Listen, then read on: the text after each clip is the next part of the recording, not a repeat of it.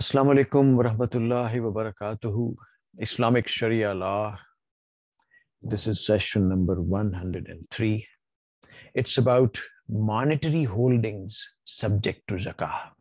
Inshallah, this topic we will cover in two sessions, this one and the subsequent. Rabbi shrah li sadri wa yassir li amri wahlul uqdatam min lisani yafqahu qawli. Alhamdulillah wassalatu wassalamu ala rasulullah amma ba'd. A'udhu billahi minash shaitanir rajim. Bismillahir rahmanir rahim. Monetary holdings subject to zakah. Islam enjoined zakah on crops, fruit, livestock, merchandise, minerals, gold, silver, and prayers. Zakah on gold and silver. Says Allah concerning zakah on gold and silver. As for those who hoard treasures of gold and silver and do not spend them for the sake of Allah, warn them of grievous sufferings in the life to come. At-Tawbah 34. The zakah is prescribed for gold and silver, whether they are in the form of coins, ingots, or dust, as long as the amount owned constitute a nisab. A period of a year has passed, debts are settled, and our basic needs satisfied from it. The nisab of gold and its due. The minimum of nisab for gold is 20 dinar owned for 1 year. Its due is a quarter of a tenth, that is half a dinar, for any amount over 20 dinars. A quarter of a tenth is levied upon it. Ali reported that the Prophet, upon whom be peace, said, "There is nothing upon you in gold until it reaches 20 dinars. Thus, if you have 20 dinars at the end of the year, then there is half a dinar levied on it as zakah. An additional amount will be calculated in this manner. There is no zakah on property until it has been owned for 1 year." This hadith is related by Ahmad, Abu Dawud, and Al-Bayhaqi. Al-Bukhari grades it authentic, and Al-Hafiz verified. Zuraik, a Fazarah clan's protege, reported that the Umar ibn Abdul Aziz wrote to him after he became caliph, "Take what passes by you of the commerce of the Muslims. Those who trade with their properties a dinar for each 40 dinar. From that which is less than 40, calculate on the lesser amount until it reaches 20 dinars. If you have to take 1/3 of a dinar, disregard it and do not take anything on it. Afterwards, give them a written release of what you have levied from them until the year expires." This is related by Ibn Abu Shaybah. Malik says in his Al-Mu'attah, the uncontroversial tradition that we have is that zakah due on 20 dinar is like the zakah due on 200 dirhams. 20 dinars are equal to 28 Egyptian dirhams in weight. The nisab on silver and its due. There is no zakah on silver until the amount exceeds 200 dirhams. The amount payable is a quarter of a tenth of any amount. Quarter of a tenth for any amount. There is no zakah exemption on silver coins if they attain a nisab. Ali reported that Prophet, upon whom be peace, said, "I exempt you from paying zakah on horses and slaves. Pay then zakah on silver, 1 dirham of each 40 dirhams. Zakah is not due on 90 or 100 dirhams of silver. If it reaches 200 dirhams, 5 dirhams are to be paid." This was related by authors of As-Sunnah, the traditions.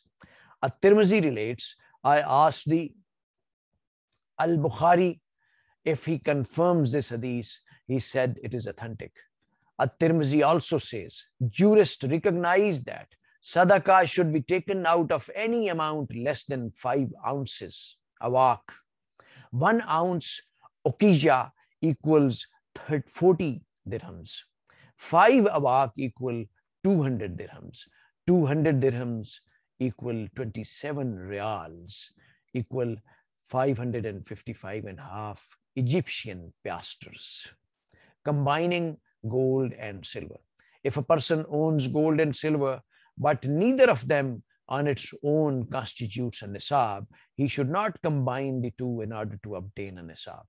This is because they are not of the same kind. Basic rule is that no category can be combined with another.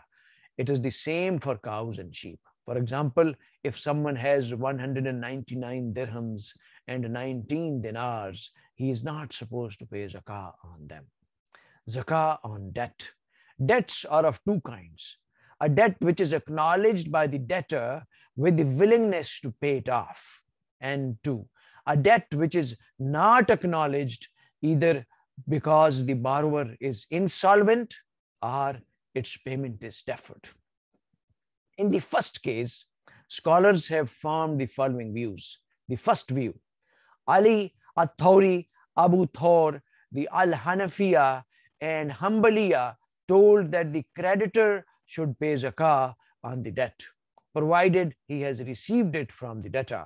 In the zakah will be payable retroactively. The second view, Uthman ibn Umar, Jabir, Taus, Al-Nakhai, Al-Hasan, Al-Zuhri, Qatada, and Ash-Shafi hold that the creditor should pay zakah on the value of a debt owed on time, even though he did not receive it yet, since he is eventually going to receive it and use it. It is similar to the zakah of any deposited amount. The third view, Ikrimah, Aisha, and Ibn Umar hold that no zakah is due on debt since it does not grow. It is similar to the cause of acquired assets.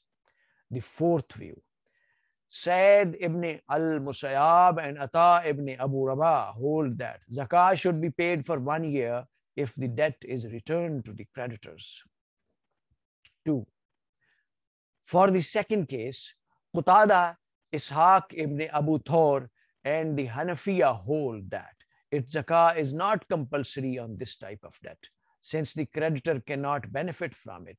Athori and Abu Ubaid hold that on receipt of it, the creditor should pay its zakah retroactively, since in his and he may use it at its own free will, like the zakah on the debt of a rich person.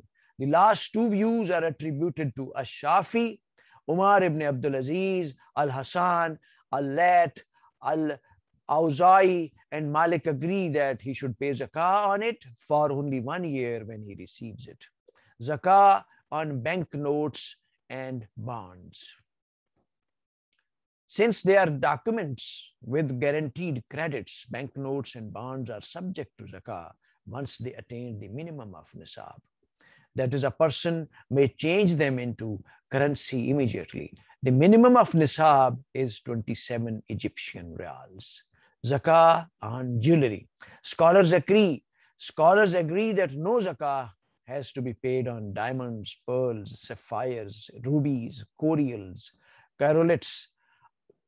chrysolite, or any kind of precious stones unless they are used for trade. There is, however, disagreement over whether women's gold or silver jewelry is exempt. Abu Hanifa and Ibn Hazm hold that zakah is compulsory on gold and silver jewelry, provided they constitute a nisab. Their view is based on the report of Amr ibn Shu'aib from his grandfather. Two women with gold bracelets on their wrists came to the Prophet, upon whom be peace. The Prophet said, "Do you want Allah to make you wear bracelets of fire on the day of judgment?" They answered, "No." He said, "Then pay the zakat which is due on what you wear on your wrists." In the same way, Asma bint Yazid reported, "My aunt and I, while wearing gold bracelets, went to the Prophet, upon whom be peace. He asked, 'Did you pay their zakah?' She related that they had not.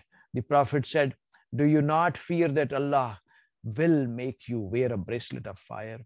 Pay its zakah.'" Al-Haythami confirms that it was narrated by Ahmad and its chain is good. Aisha narrated, the Messenger of Allah, upon whom be peace, came to me and saw me wearing silver rings.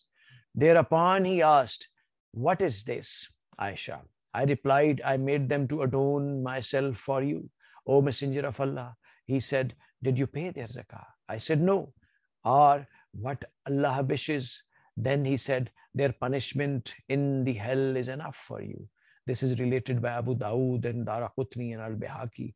Malik, Ash-Shafi, and Ahmad ibn Hanbal hold that there is no zakah on women's jewelry, regardless of its value. Al-Bihaqi relates that Jabir ibn Abdullah was once asked if jewelry was subject to zakah. He replied that it was not. And even its value exceeded 1,000 dinars. Al-Bihaqi also narrates the case of Asma. Asma bint Abu Bakr used to adorn her daughter with gold. Although its value was around 50,000 dinars, she did not pay zakah on it. It is related in Al-Muatta from Abdul Rahman ibn Al-Qasim from his father that Aisha used to take care of her nieces who were orphans under her protection and adorned them with jewelry, paying with jewelry without paying its zakah. Also in Al-Muatta, it is related that Abdullah ibn Umar used to adorn their daughters and slave girls with gold without paying zakah. Summing up the subject, Al-Khattabi concludes, what appears in the Quran supports the view of those who hold that zakah is obligatory on gold and silver. And the traditions also support this. Those who did not consider it obligatory based their view on speculation and some of the traditions. However, to be on the safe side, it is better to pay. These different views deal with allowable gold or silver adornment. As for other adornments which are prohibited, what is a woman wearing a man's adornment? Their zakah should be paid. The same rule is applied to gold and silver utensils. Ladies and gentlemen, I would like to end this session here, inshallah.